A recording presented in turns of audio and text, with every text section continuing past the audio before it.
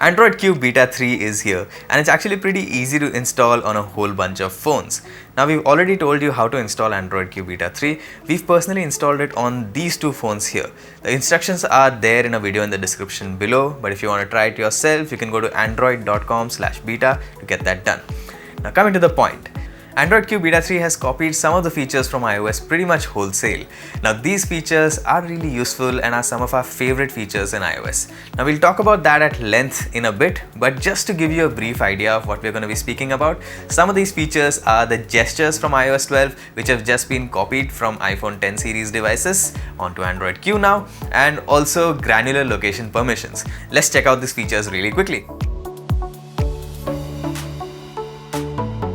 Okay, so this is an iPhone XS running iOS 12. This is a Google Pixel 3 XL running Android Q Beta 3, which we just installed. Now, Android Q Beta 3 got access to a bunch of new gestures, which I'm a huge fan of because I always love the implementation on iOS.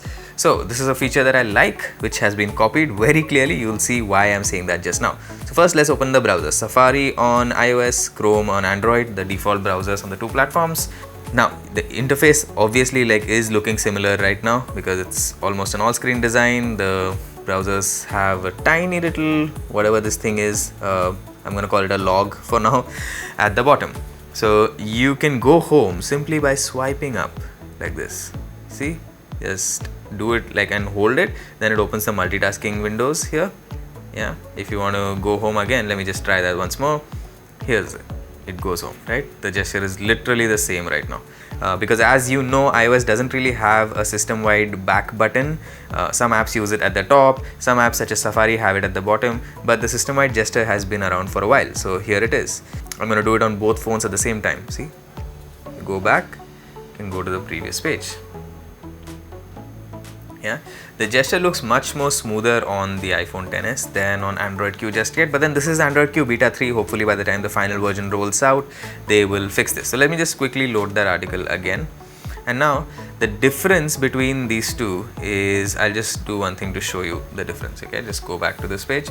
Now if you swipe from this side on iOS, you can go forward in the browser at least. On Android, if you swipe from this side also, you'll go back. So you can swipe from this way, back, swipe from that way, back, which is a bit difficult to get used to. If they're copying it, I hope they copy this feature as well, and forward gesture becomes from the swipe from the right and back becomes swipe from the left. So that is one basic gesture that was copied. Now this is to go home. So multitasking UI also is pretty similar on both the devices. You just have to swipe up a little bit and it shows up, and then you swipe across, and you can just see the similarities right here, how the cards are aligned, more or less it looks the same. Well, it works well on iOS. I hope it works well on the final version of Android Q as well. So on iOS, you can go to settings, privacy, location, and here you can choose while using the app, never, and for some apps it's also there as always. Yeah, so for most apps you can select while using the app or never. Now let's go to Android Q Beta 3, settings, location, app permission, and here we are. See, this allow only while using the app. This is a new one. Again, it's been copied from iOS very clearly because iOS had this first, but I'm glad it's been done. This is something that I've been asking for a while now. Let's talk about focus mode on Android. It's there under a different name on iOS already from the previous year, I think. So you can go to settings on iOS, then screen time, and select downtime. Once you enable this, you can set when you want this downtime, customize it. You want it every day, whatever. For right now it's 5:12 p.m. I'm selecting from 5 p.m. to 6 p.m. and it's enabled. So once you go back to the home screen, you'll see that all your apps here are disabled.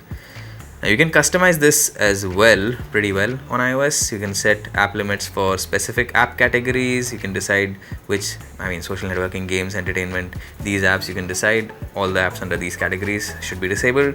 And you can also say that I always want to allow messages, FaceTime, Maps, or any other app you want. So this is pretty much what was described on stage at Google I/O 2019 under the name of focus mode. So I'm so glad this feature is also in Android Q. Now these features may have been ripped off pretty much directly from iOS 12, but they work pretty well so far on Android Q Beta 3. Thanks for watching this video, and for all things tech, check out gadgets360.com.